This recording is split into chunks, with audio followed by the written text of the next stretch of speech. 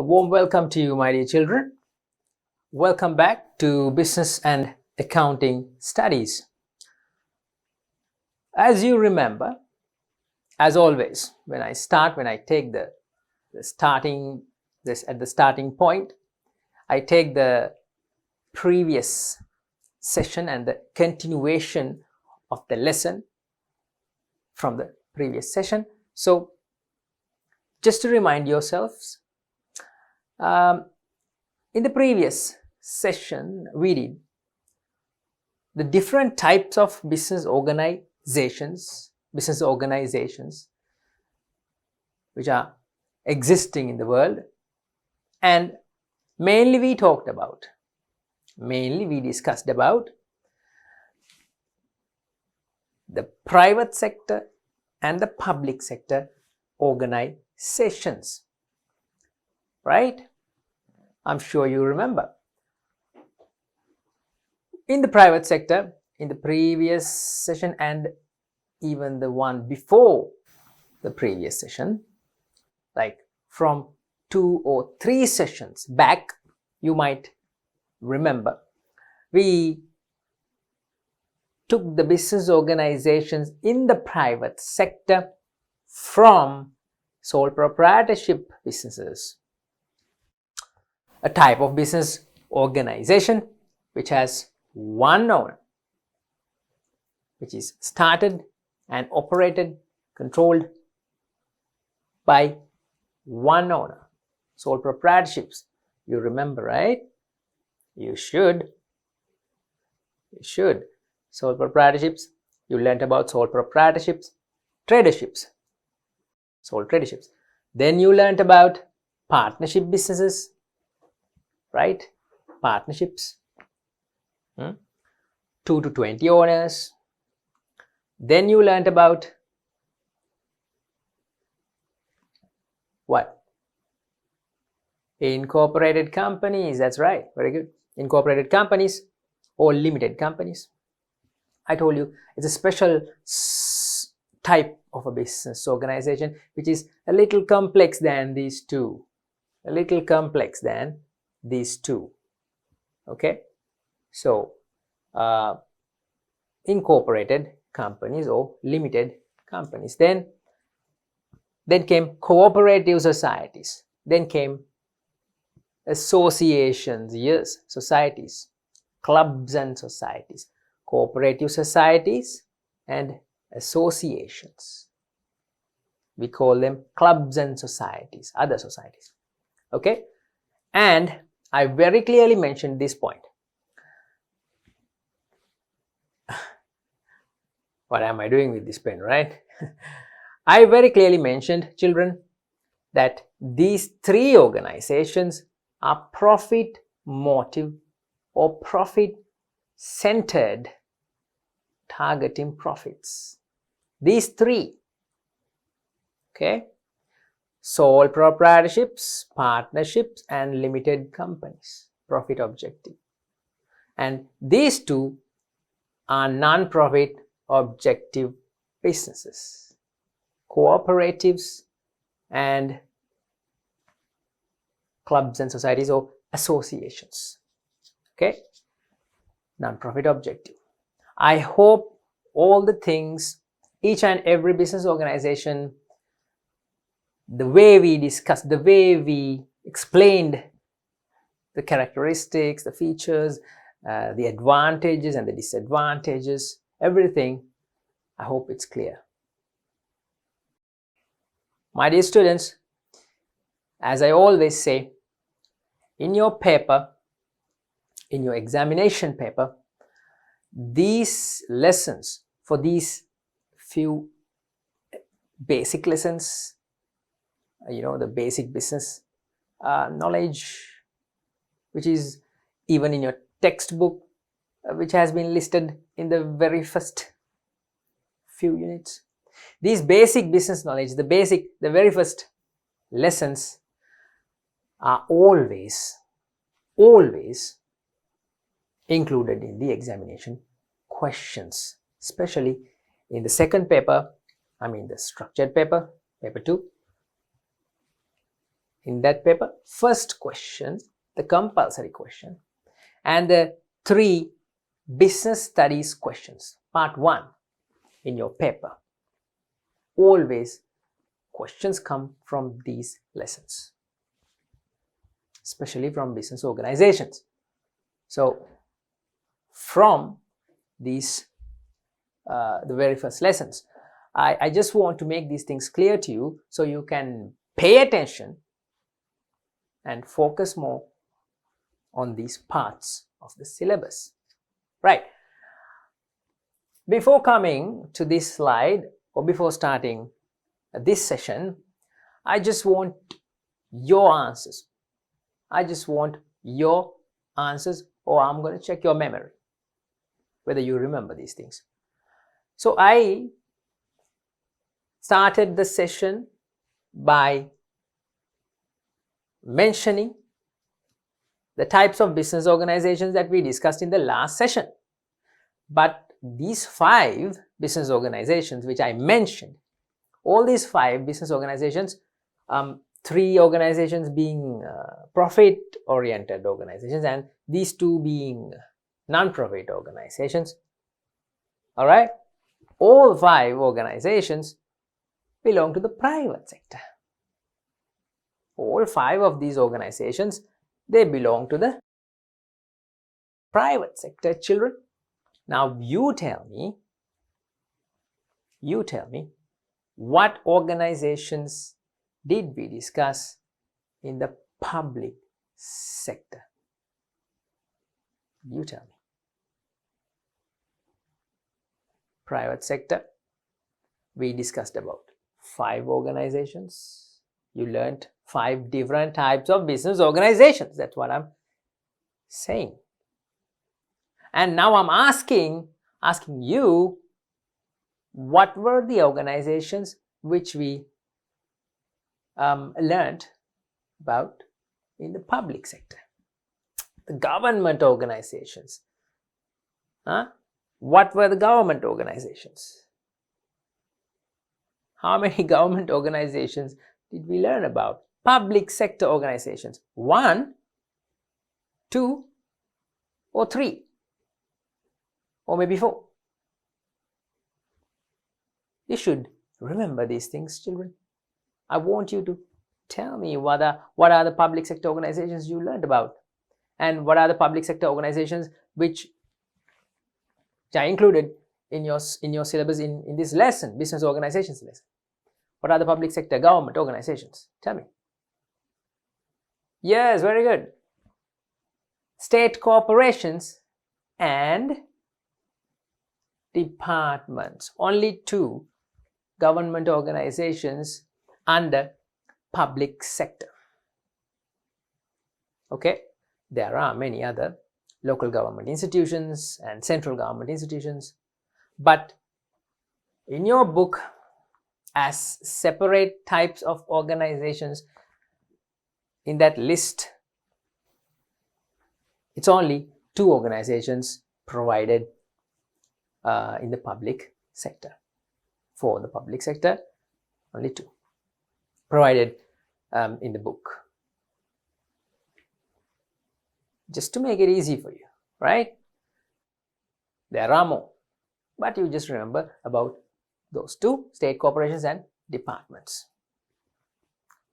Here we go. The next part of the lesson, which is the last part of Unit 3. In this lesson, in Unit 3, this is the last part. Starting a business. Okay? Starting a business. How is that?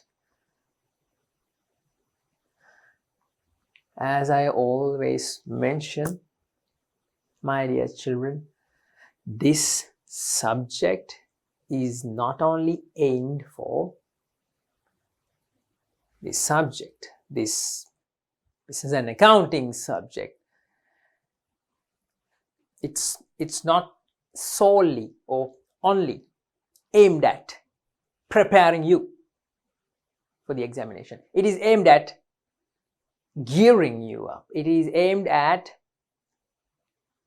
making you or preparing you to become a future businessman.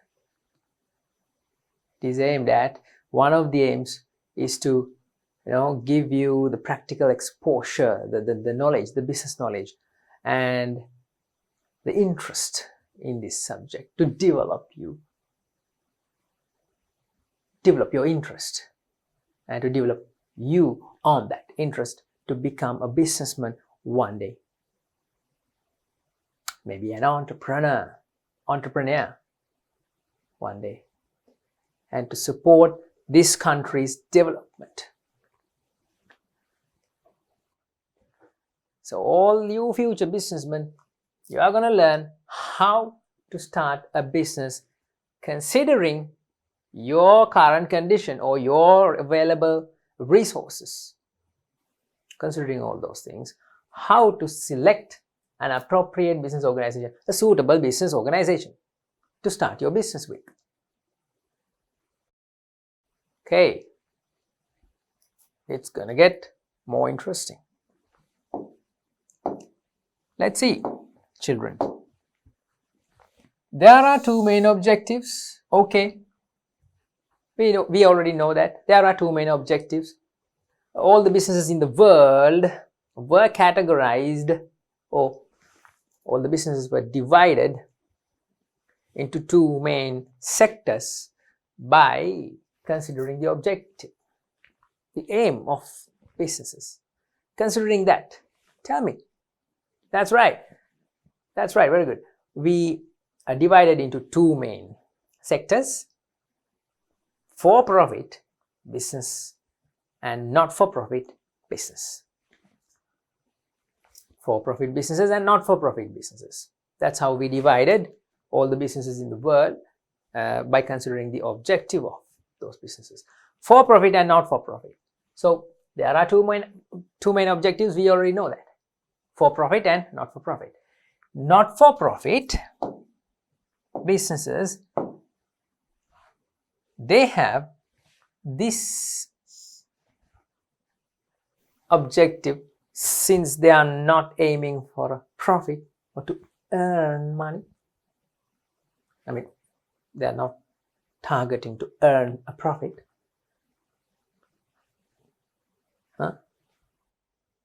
Therefore, they have this objective, which is social welfare. Those businesses are not for-profit businesses, not for profit. There you go. The two main objectives. First objective is for profit, and second objective is not for profit. Then the objective is social welfare, because they are not aiming to earn a profit. They are aiming to achieve this objective, to make the society a better place. It's a very good deed. Okay, so the objective is social welfare.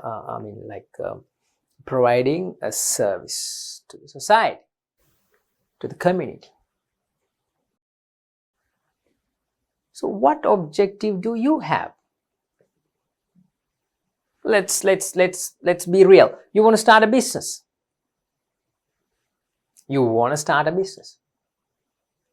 And what do you think? You can just start a business without aiming or without having any purpose, or you don't have anything in your mind, and you just go ahead to the city or to your local town, and you just have a blank space in your head. You don't know what you're gonna do this business, and you say, I want to start a business. I want to be a part of a business. That's not very smart, right? You should have a purpose. Why do you want to start a business? Why? Is it to earn a profit? Make a profit and money? Is that what you want to achieve by starting a business? Or you don't care about, or you don't aim to earn money, but you just want to do good and only good.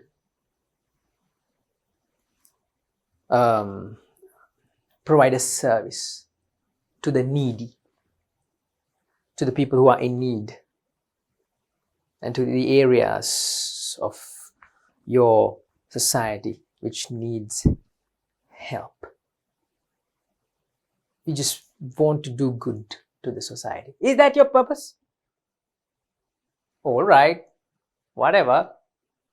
Either one, you start a business organization and fulfill your purpose, right? So, not with a blank mind, a business is not a purposeless venture. Business is not a purposeless venture. It should have a purpose. What is your purpose? If this is the purpose, all right. What business organizations suit you? What type of an organization suit you, matches you? If this is your purpose, if the profit, making a profit, if that is your purpose, which organizations suit you? Let's see. Right, children, I'll move this way so it's clear to you. Profit objective, children. Profit objective. Profit.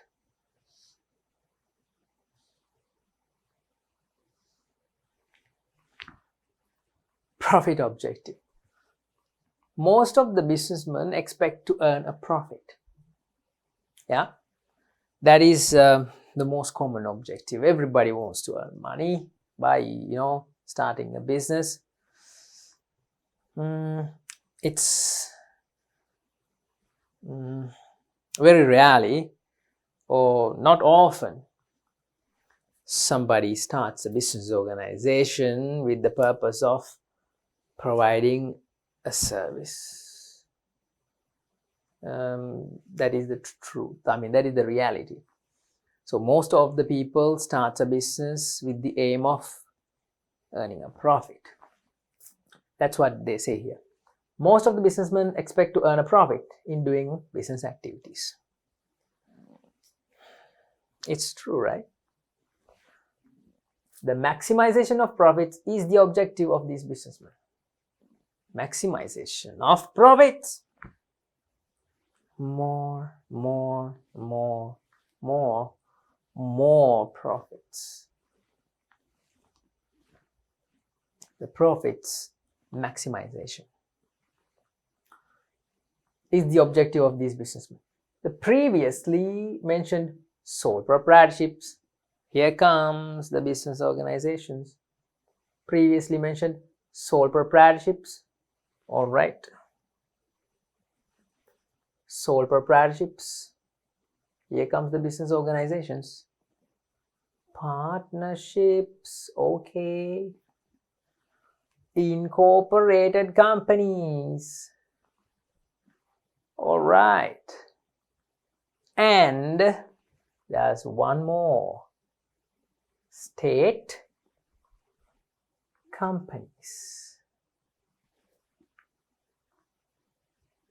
are generally established with a profit motive. 1, 2, 3, 4. How many organizations? 4. Sole proprietorships, partnerships, limited companies, and state companies. 4.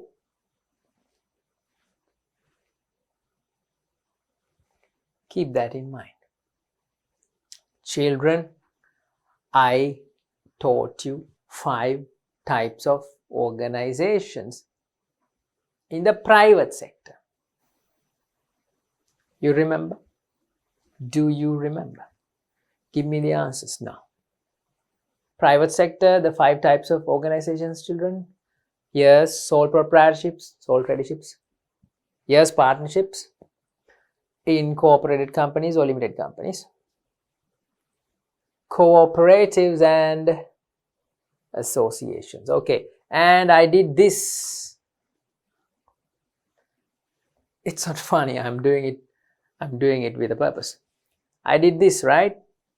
I want to divide these 5 organizations as profit motive organizations. These 3 are profit motive and these 2 are non-profit motive. Non-profit organizations. They don't aim to earn a profit. Their aim is to achieve social well-being. That's what I did. Do you remember? Just a few minutes ago. So these 3 organizations in the private sector, which are profit motive organizations, they are here. Here you go. Sole proprietorships, 1. Partnerships, 2. Incorporated companies, 3. Now is it clear to you?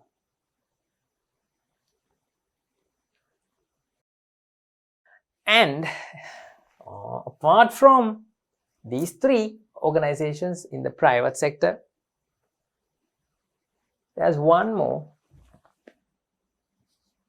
4th one, that is state companies. State means government sector. Okay, there are companies even in the government sector, even in the public sector. Companies like private limited and public limited companies, you learnt about these things in the previous session. I very clearly explained these things to you. Yeah, I know that you know. I know that you remember private limited and public limited companies. Those type of companies even exist in the public sector. So those companies in the public sector, I mean government sector. Public sector is government sector. Even in the government sector, if those companies exist, those are profit motive organizations.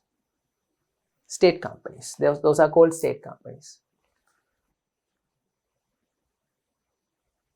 Right. All right. Profit earning objective. These organizations have the profit, earning profit is their objective. Good. So what type of an organization are you going to pick if your motive or objective is to earn a profit? You can start a sole proprietorship if you like to work alone, if you have enough capital, if you can borrow from your father, or if you have your own savings, no need to ask from anybody. Start a business on your own. Invest the capital if you have enough money, enough savings. If you don't have, get the support of your parents. You don't need like millions to start a business. No, you can just start a business even with few thousands of rupees. Few thousands, 5, 10,000, 15, 20,000. More than enough. But according to your nature of the business, it depends. Okay, according to your desire, what type of a business you are going to commence, it differs. The amount of money, the capital. But if you like to work alone, if you have enough capital to invest, if you do not enjoy, if you can't work with others, some people have that problem. Can't work with others. You are successful on your own. If that is the case, start a sole proprietorship. Yeah? But if you are a team player, if you are good with people and you want to collect more capital, raise more capital.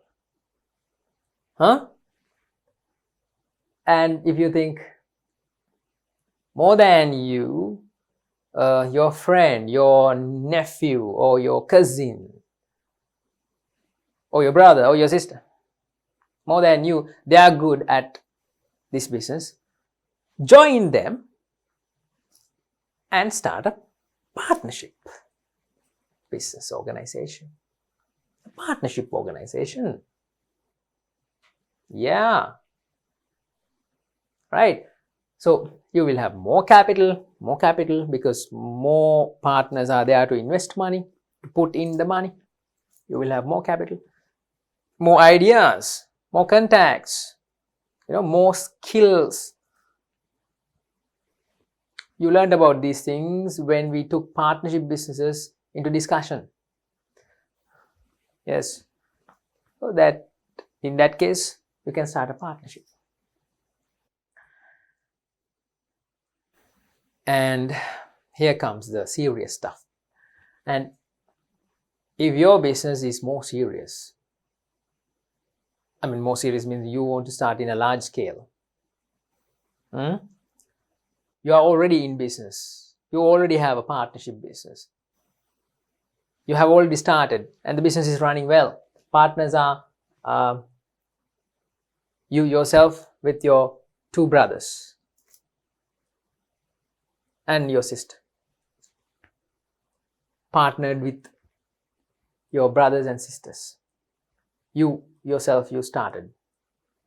And your brothers and sister got together and formed a partnership. It's already running well. And you want to expand your business, to grow your business. Then you can convert into a private limited company. Invite more shareholders, more investors to invest money in your business venture. Remember we learned about future investors few sessions back, like 4 or 5 sessions back, children, when we were doing the second lesson. What is the second lesson in your syllabus? What? The second lesson? Yes, business environments. In that lesson, you learned that future investors, the investors also become stakeholders in a business. Investors are stakeholders and they are in the external environment. You remember, right? You can invite those type of investors to buy your shares of the company and expand your business. Go island wide, maybe go international. If that is the case, this is the most suitable organization. Every organization is aiming at, mainly priority is this, earning profit. Okay. And in the government sector, children, I don't think it's suitable to take you as an example because it's a government sector. The government, if they want to start a profitable organization, they can select a company, state company. All right. Profit motive.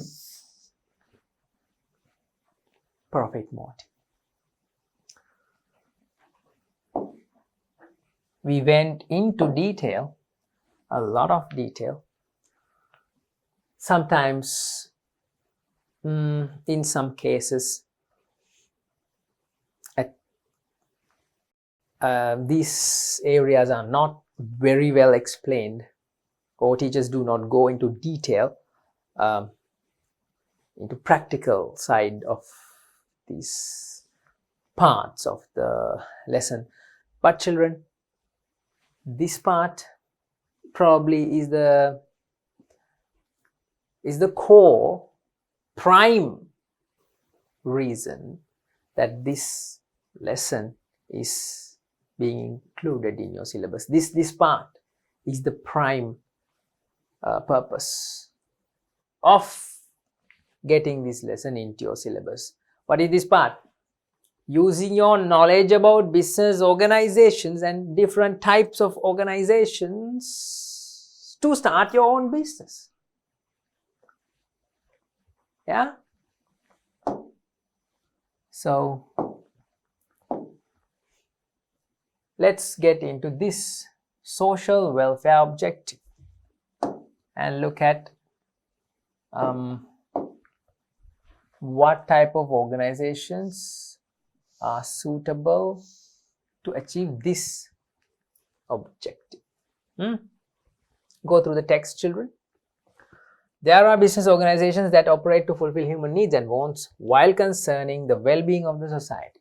Just like I said, if your purpose is to provide a service to the society, helping the needy, do a charity, don't start a partnership or a sole proprietorship because their objective is to earn. Those organizations are for earning, for profit. But if your purpose is this, you should select a not-for-profit organization. So these organizations have objectives such as facilitating well-being of members and providing relief services for the people facing disasters, right? So these are the objectives of these organizations. Social welfare objective, okay? Again and again, I don't have to say this, right? Social welfare, community development, and the well-being of the society, right? Charitable causes, right? And these businesses operate both in private and public sector. I want you to tell me what are the organizations in the private sector. If I do this, maybe you will remember. Right.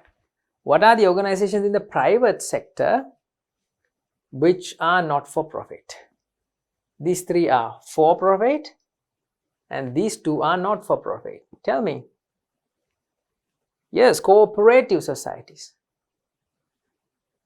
Cooperative societies and other clubs and societies, or you can say associations.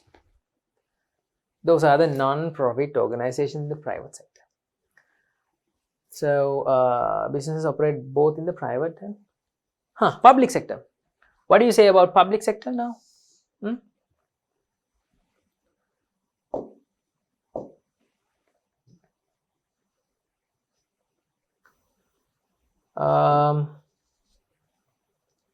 What do you say about public sector?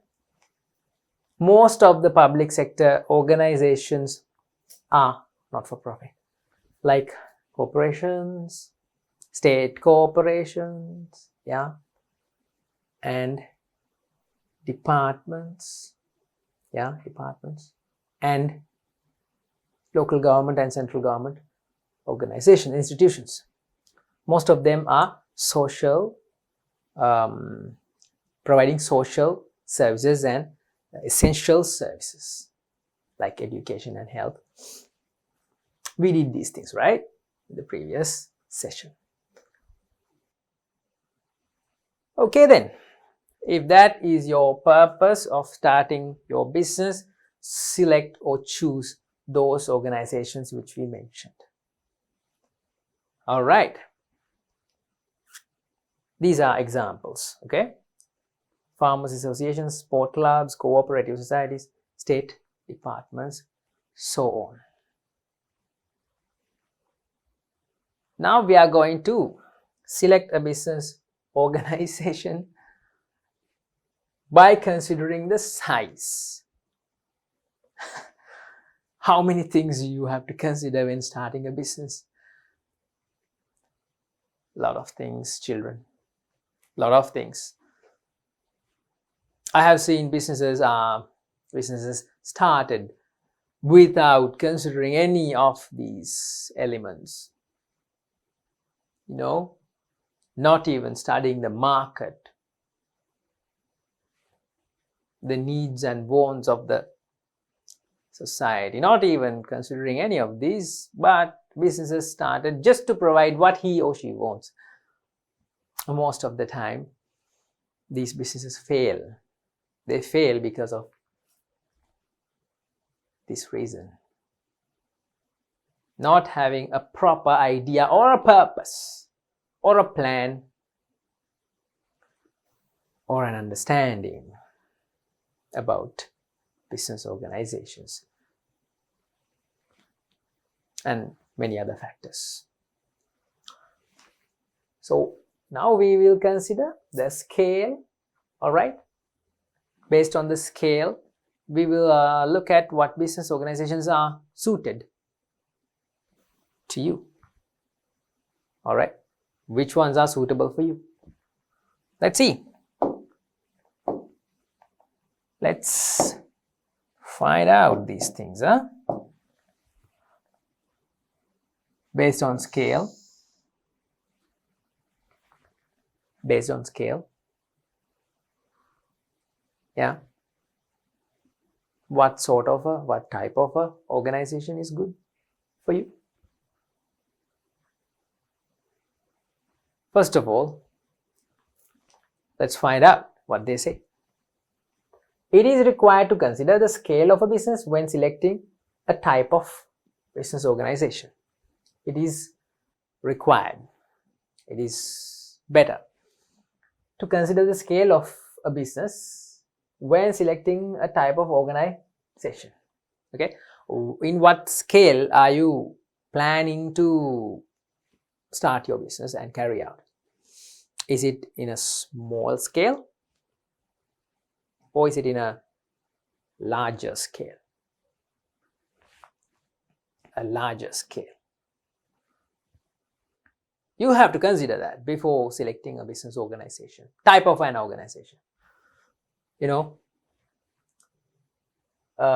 Whether to start it as a sole proprietorship or a partnership or a company, public limited company or a private limited. You have to consider the scale, the size of your business.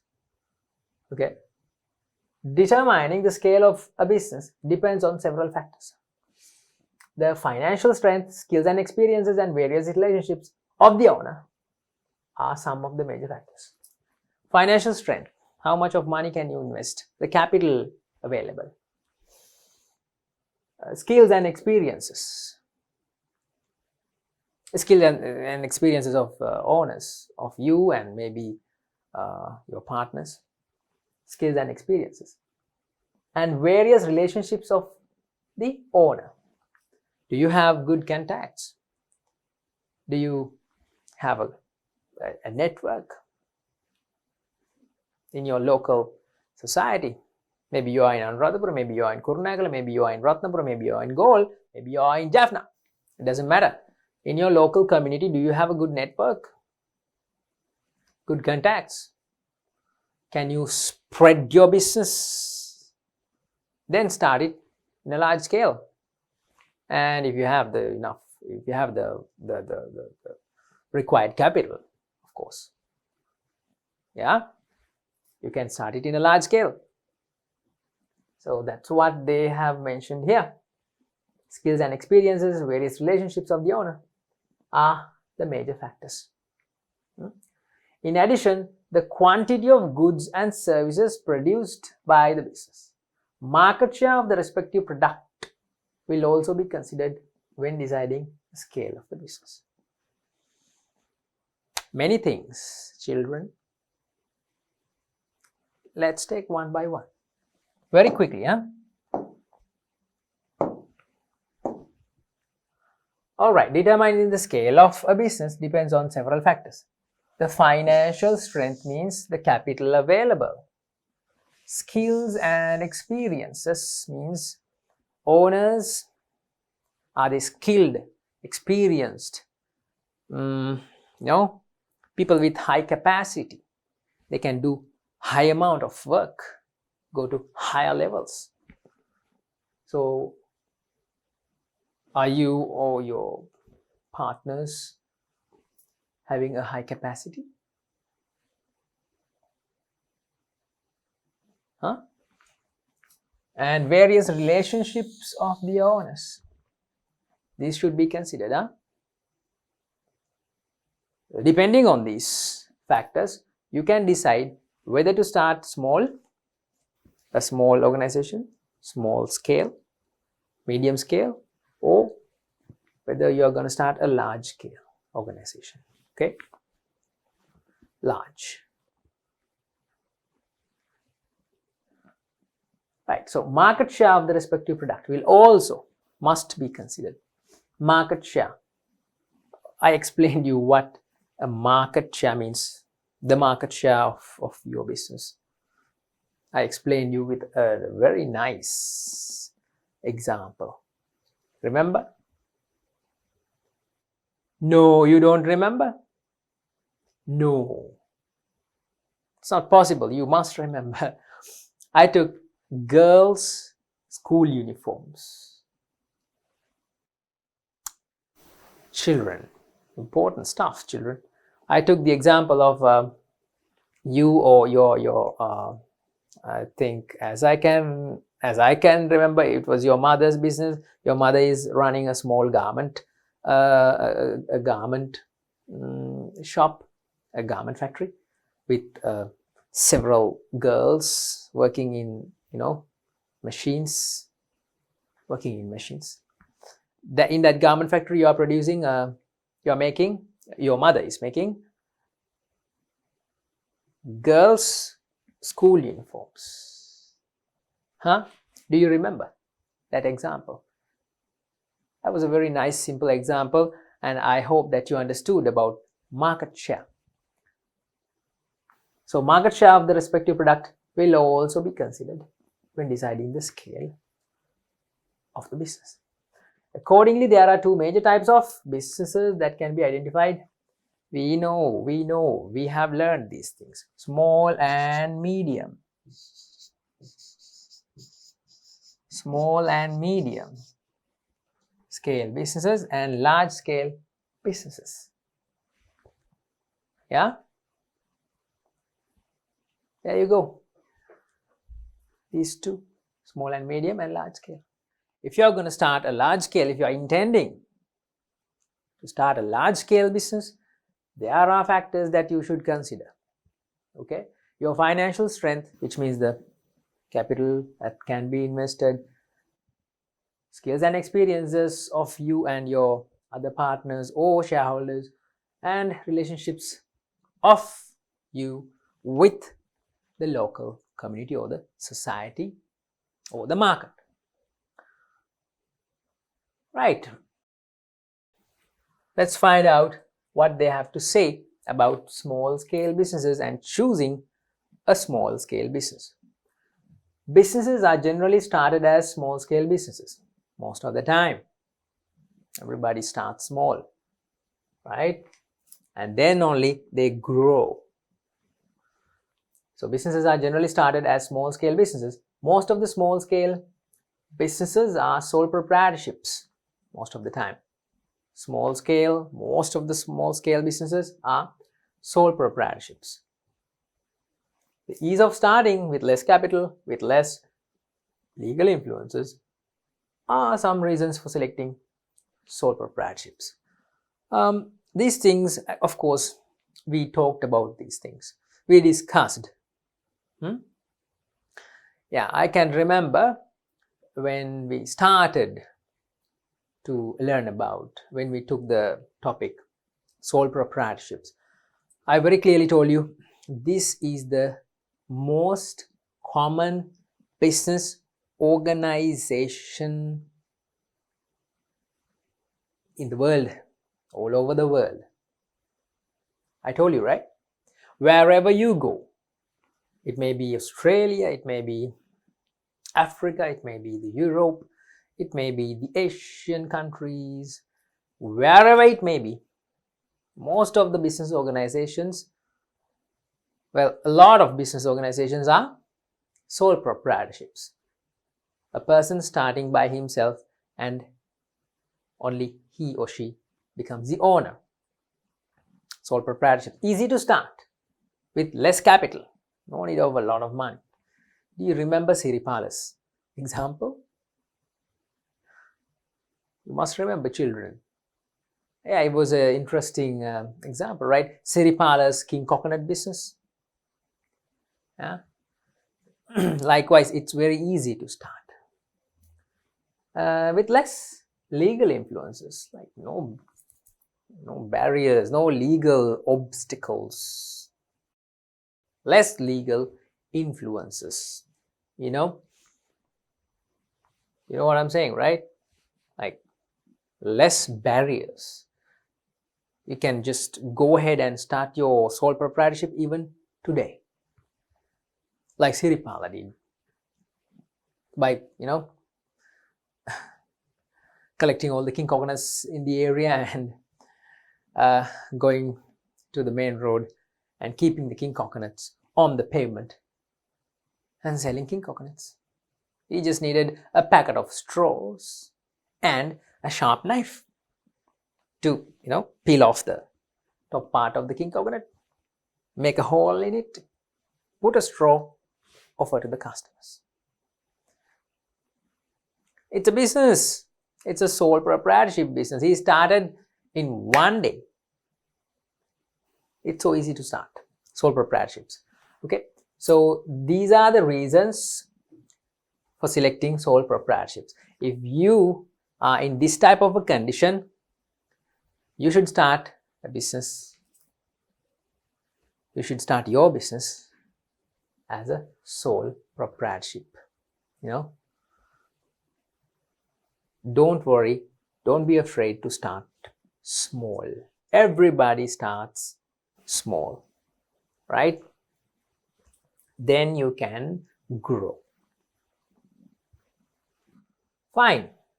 With that said, we'll move on to large-scale businesses. A large-scale business can be commenced with a large pool of resources.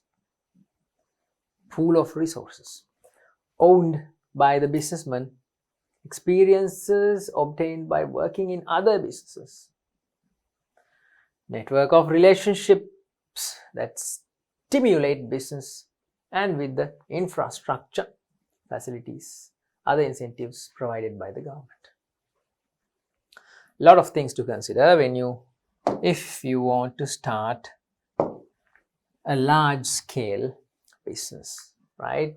Things like large pool of resources, mainly the capital. Mainly you will need a higher capital, right? You can't just start a large scale business with few thousands, 2,000, 3,000, 5,000, 10,000, 15,000.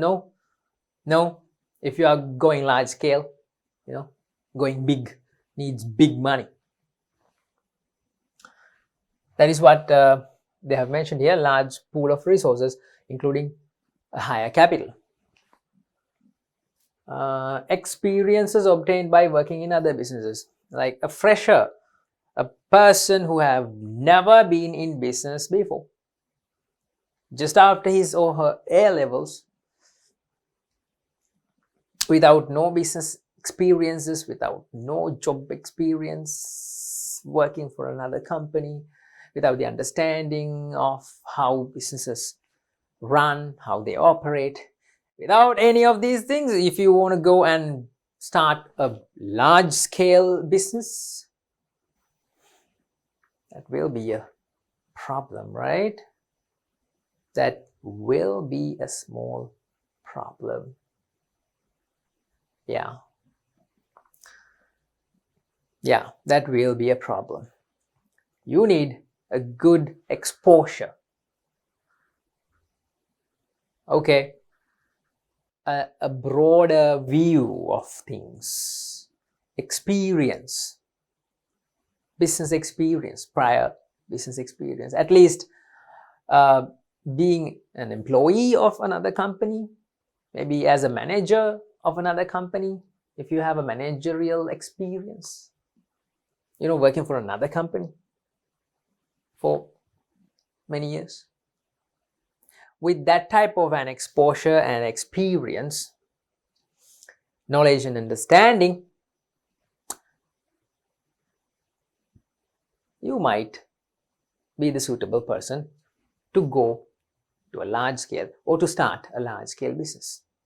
A fresher, like just fresh after school or without any prior experience, business knowledge and understanding, it's a bit difficult to start a large scale business. So if you have all those things which I mentioned previously, with a network of relationships in the field, then with a good infrastructure facility,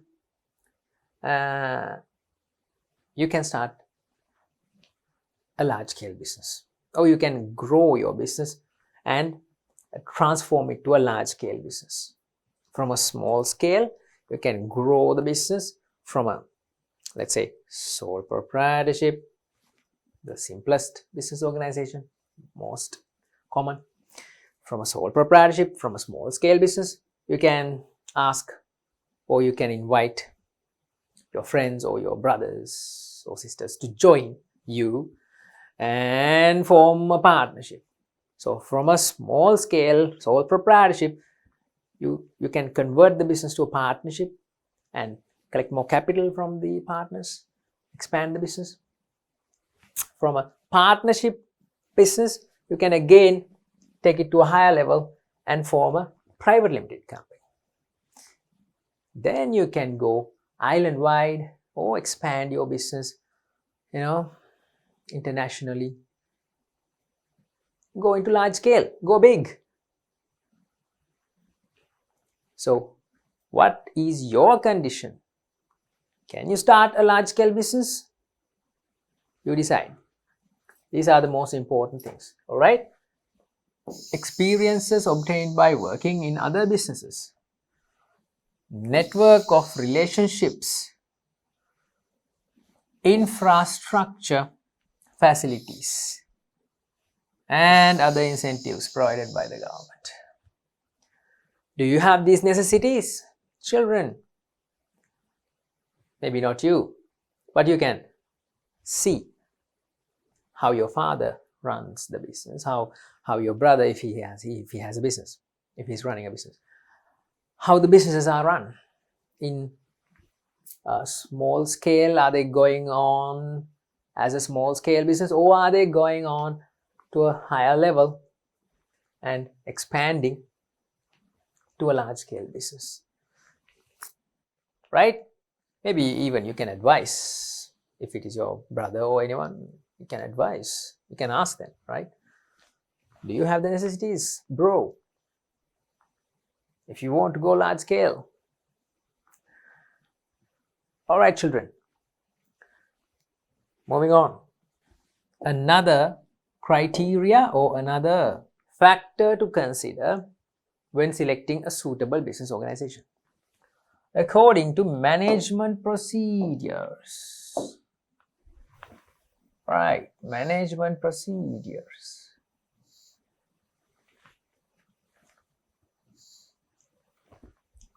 According to management procedures.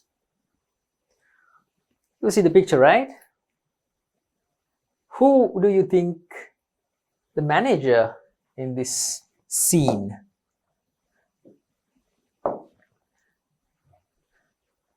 Who do you think the manager is? Well, it's clear, right? This guy is the manager. See how he is shouting, right? Well, you don't have to shout like that being a manager, but you have to lead your staff and control their functions and operations, and always overlook how the business is run, the main functions of a manager, right? You have the authority to do that if you are a manager, right? Let's see. Management is the process of planning, organizing, leading, and controlling the resources of a business in order to achieve the objectives of a business. This is the definition, children. definition. Yeah. It is the process of planning, organizing, leading and controlling the resources, money and other resources, in order to achieve the objectives of the business. Okay. Now, I'm not going to go into detail like to explain this thing, because you are going to get another lesson, a separate lesson called management. In that lesson, you will be discussing these things. You will be learning. Just remember, planning, organizing, leading and controlling the managerial functions, management functions, planning, organizing, leading and controlling. So that is about management. A sole proprietorship will be managed by its owner. I always say that, Most of the time the owner himself becomes the manager of a sole proprietorship. He only looks after things and, you know, controls the staff and manages the business, everything, all the functions. He's overlooking everything. He's overlooking the business and the way a business is operated. Most of the time, most of the businesses, sole proprietorships, children, managed by the owner. Owner himself becomes the manager. Okay. So if you have the ability, managerial skills, and if you want to start small, start a sole proprietorship. But if you are not a good manager, children, you have to ensure provide the responsibilities to somebody else. Okay, allocate your managerial role to somebody else. If you are not a good manager, he can take all the decisions of the business independently in a sole proprietorship. In addition, he will be the owner, leader, as well as the manager of the business. As the owner, he has the freedom to take decisions regarding the resources of a business. All right, this should be a freedom to take decisions regarding, should be resources, Here, resources of the business. Right, tell me, children, if you got together with me in my previous sessions when we discussed about, when we did lesson number 2, unit 2, business environments, we discussed about the role of a manager. Okay, and his main objectives, manager's main objectives are ensuring that the business is operated or run smoothly and achieving the objectives of the business. That is the objective of the manager. Achieving the objectives of the business is the objective of the manager. All right. If you are an owner of a sole proprietorship, or maybe your father, whoever that you know, you should see whether the business is managed by him, the owner himself. Or if he is not a good manager, he can recruit or employ a good manager as a employee and put him to do the managing job. Okay, right. So, but if you start small as a small scale sole proprietorship, most of the time owner himself, you yourself have to take care of the managing of the business. There you go. So on and so forth. So as the owner, he has the freedom to take decisions regarding the resources of the business. As the owner, the sole proprietor or the sole trader. If a business is expected to be managed by a group of individuals, likewise, like I told you, a partnership or incorporated company would be appropriate. Like I told you, if you are not a good manager, hire somebody, employ someone, a good, skilled, experienced manager, pay him a salary and let him do the manager's job. Fair enough. But you have to be a partnership, at least a partnership or incorporated company to do that. I'm not saying, children, that sole proprietors cannot hire managers. They can. But I'm talking about the most common scenario in the reality, in our society. Most commonly, sole proprietors do the managing by themselves. Means the manager is the owner. Is that clear?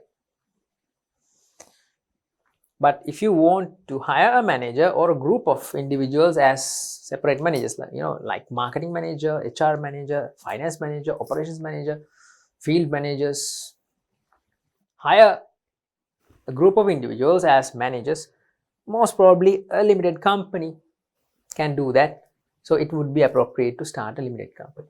Here, decisions can be taken with the consent of partners or the directors of the board.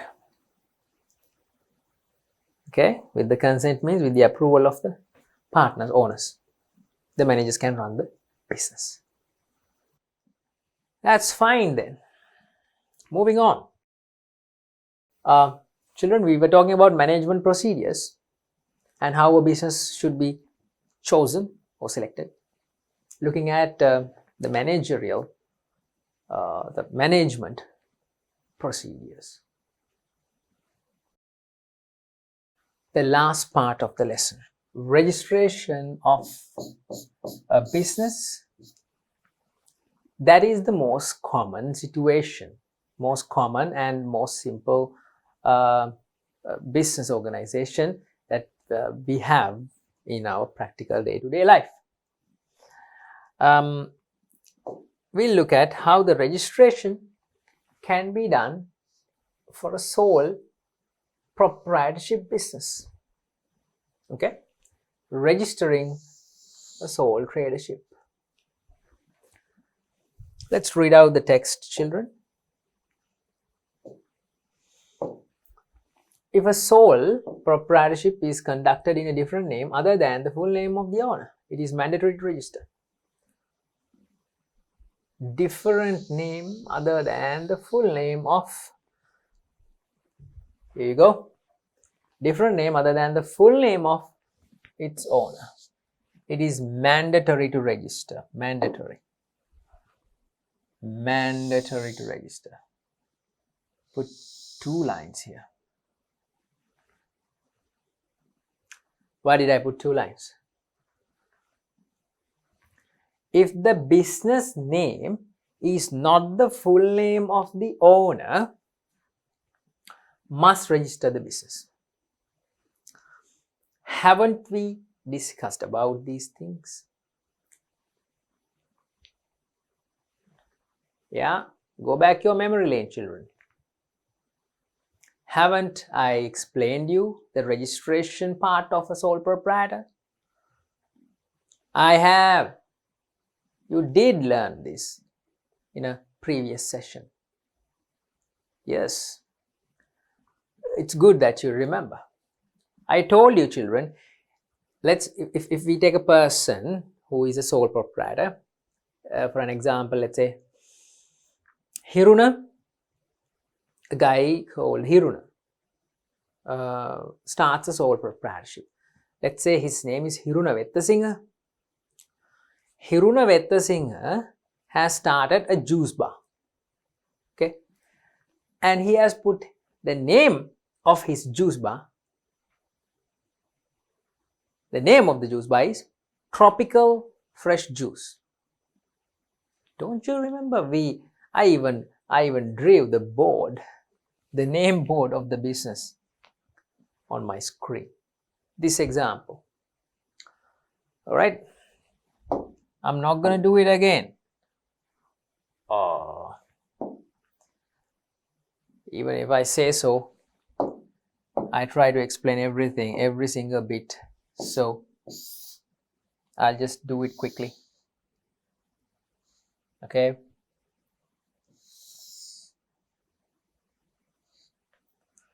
This business is, let's say, the business name is, it's a juice bar started by Mr. Hiruna Vettasinga, a person called Hiruna Vettasinga, but the name is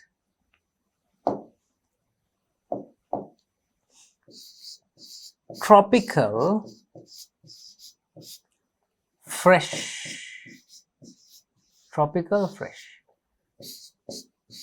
Juice Bar, and he has included this, he has put on this glass of juice, something like this.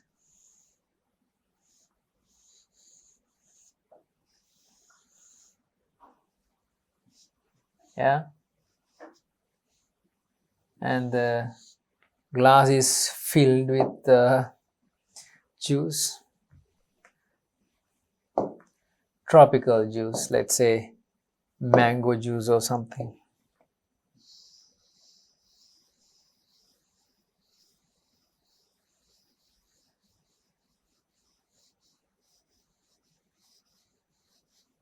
I don't know whether you can see this, but it's a glass full of juice.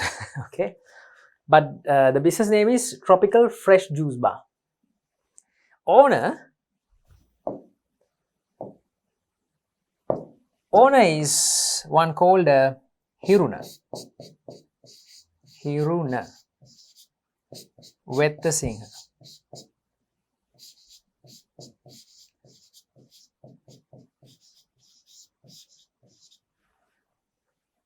Okay, this person is the owner, and his business name is Tropical Juice Bar. Now, what's gonna happen? What's gonna happen, children? Tell me what's gonna happen.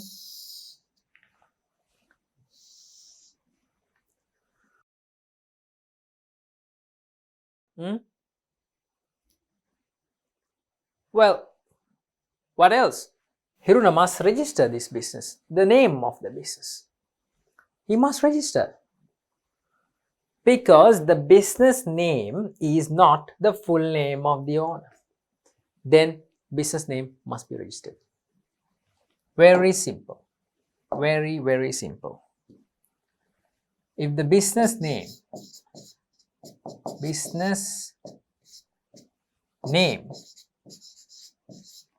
is not the full name of the owner, that business name must be registered. Okay, that is what it says here.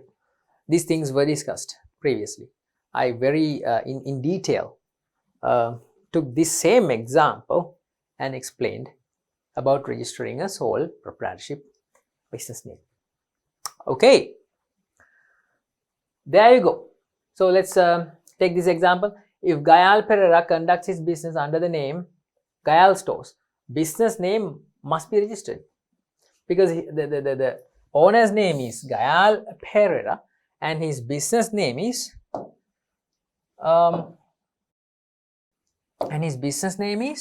Gayal Stores. You get it? Owner's full name is Gayal Pereira, but the business name is Gayal Stores. If he puts the business name as Gayal Pereira Stores, then no need to register. That is the provision of the law, Business Names Ordinance. There is a legal provision, an ordinance called Business Names Ordinance, which affects registration of a sole tradership. Okay, remember that too.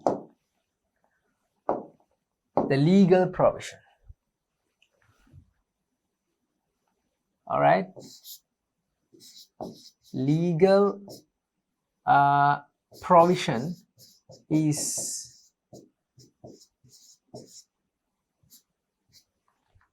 legal provision is provided by the Business Names Ordinance.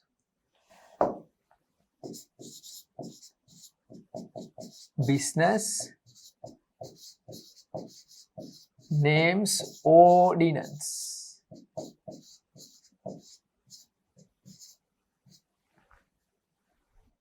All right, this is important, children. This is important. Can you see that? Business Names Ordinance is providing the legal framework or the legal provisions regarding registration of a sole proprietorship or sole tradership. We have talked about several acts and ordinances, Parliament Acts like the Companies Act, the Cooperative Societies Act. Here comes another one, Business Names Act Ordinance. Okay, I hope you understand this situation about registering a sole tradership. If the sole tradership business is conducted under a different name other than the full name of the owner, the business name mandatory to register. Okay, children, it is given that provision is given under business names in the Business Names Ordinance as a legal provision. It's a legal necessity requirement. Okay, and one more thing. Although you register your business name, although this person, Hirunavetta Singh, registered his business name as Tropical Fresh Juice Bar, it's a registration of the name only, children. It's registering the name of the business only. The business do not get a legal personality. Okay, it does not provide a legal personality. Here you go. Legal personality. No legal personality. Okay.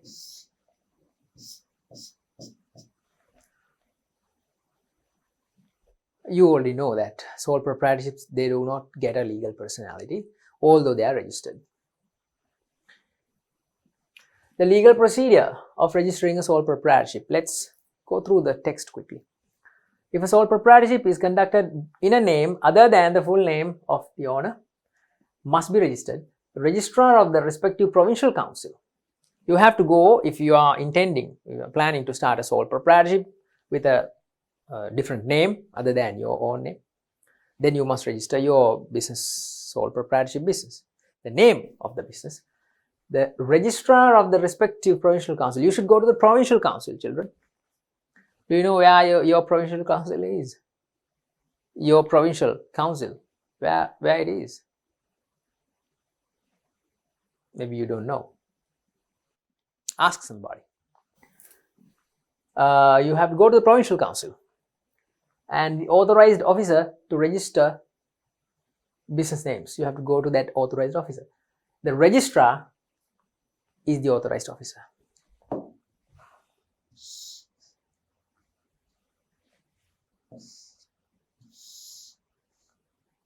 Just to make it clear. Okay, registrar of the respective provincial council is the authorized officer.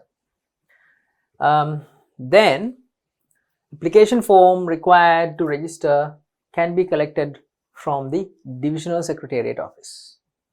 Application form, your application form to register your business name, can be collected from the office of the divisional secretariat.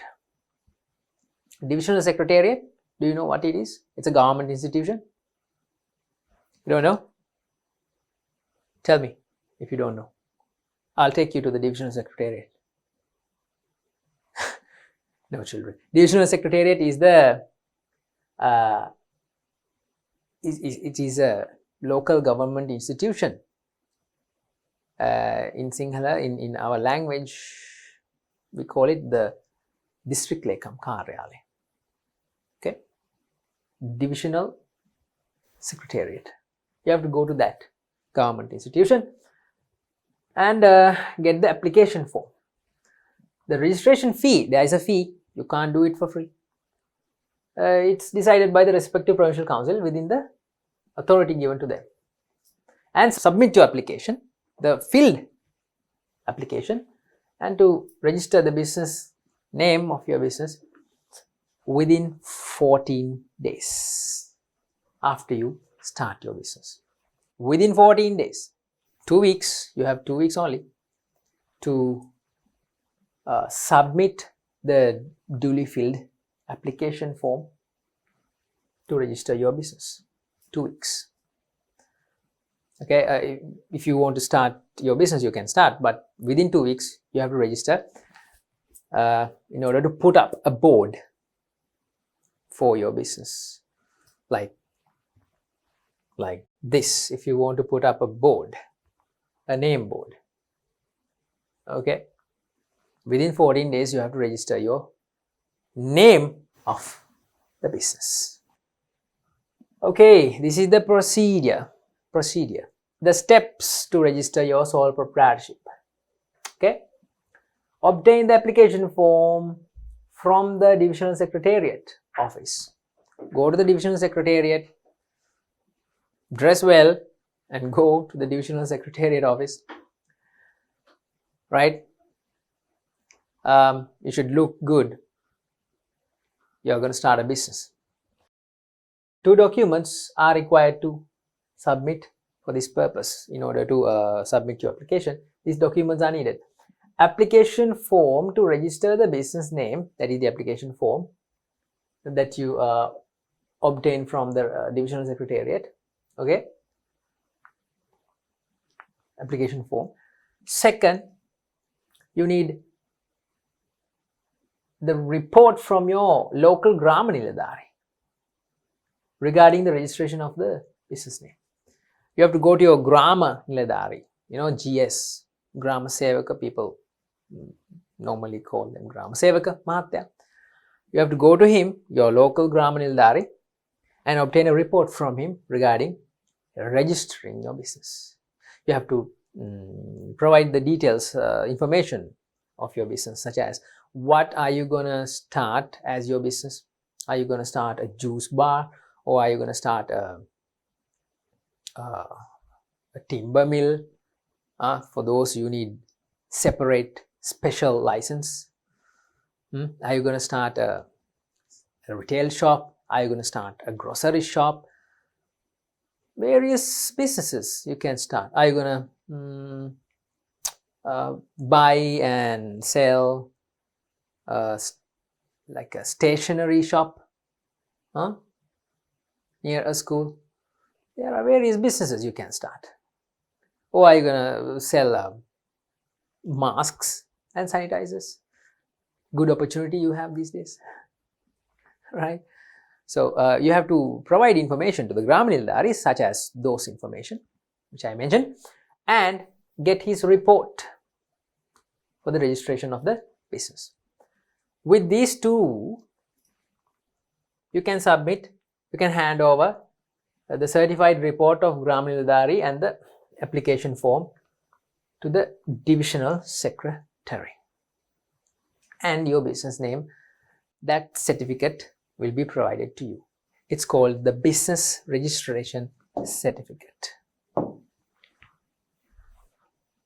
Okay, I'll write it here.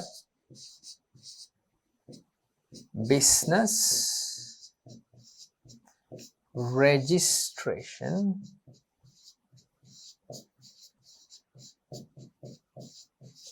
certificate.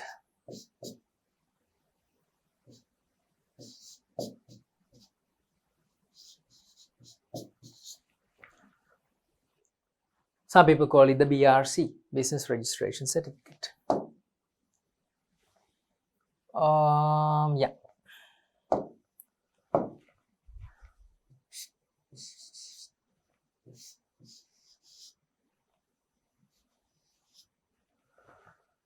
All right.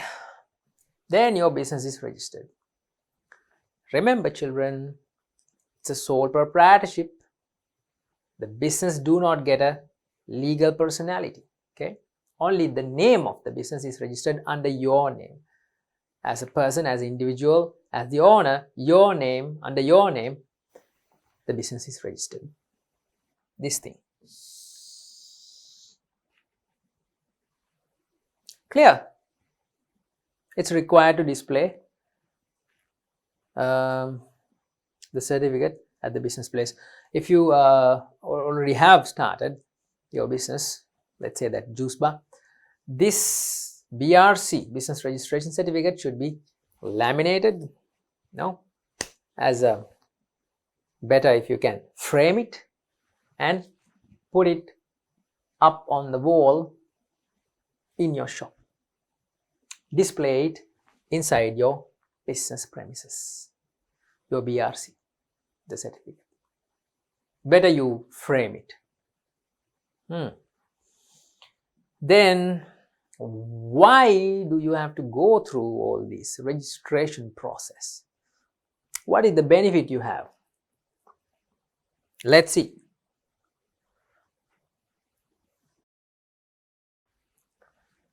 Finally, children, we talk about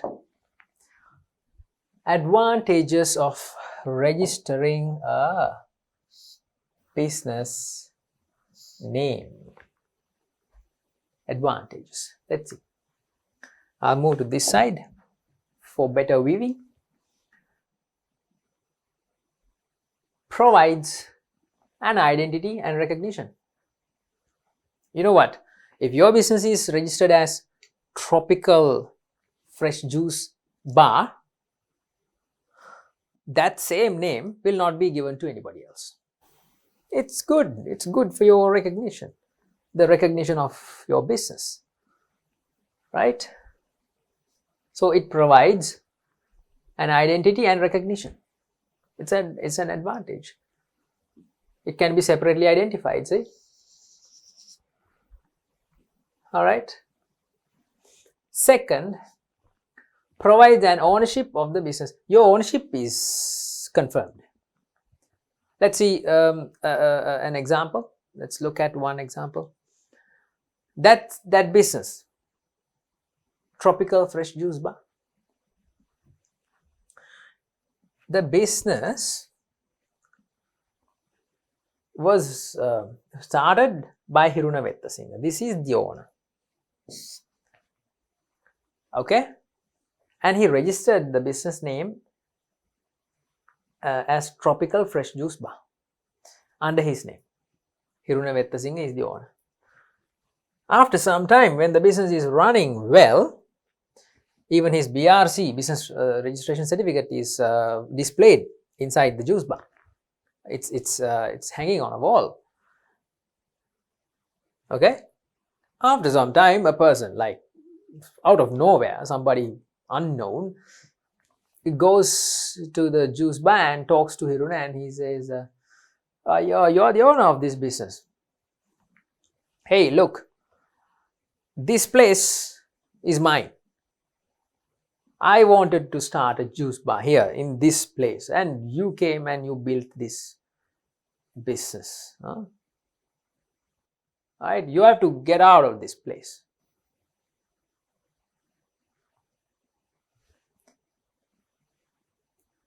What is he going to do?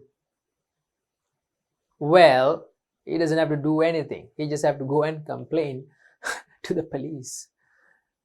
Right? The police will accept his complaint, and the law, even if he goes to court, he can prove that the business is his, not these other guys. He's nobody, came from nowhere. But Tropical Juice Bar belongs to me. I mean, to Hiruna Vettasinghe. He can say that, he can prove that if the business is registered. So it provides an ownership of the business. It confirms the ownership of the business. Since the business name is registered under the name of the owner, this ensures the ownership of the business. And I have another here. I hope you can see this clearly. Provides a qualification to obtain incentives given by the government. If the business is registered, children, the government incentives, the facilities provided by the government, everything you can enjoy. Otherwise, if the business is not registered, the government will not accept your business.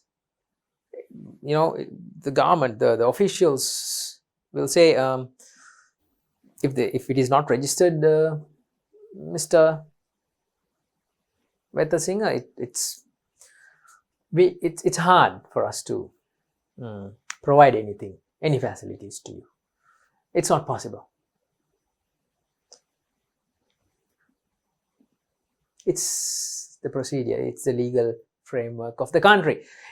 Only if the business is registered, the business will get the incentives and the facilities provided by the government. I'll give you a very good scenario, something very, very short, but memorable. Can memorize this. There was one business, it was a restaurant in Ratnapur area. I'm not going to say the name. And it was running well. After like 1 year's time, a flood hit the area. There was a massive flood. Okay, and the flood came overnight.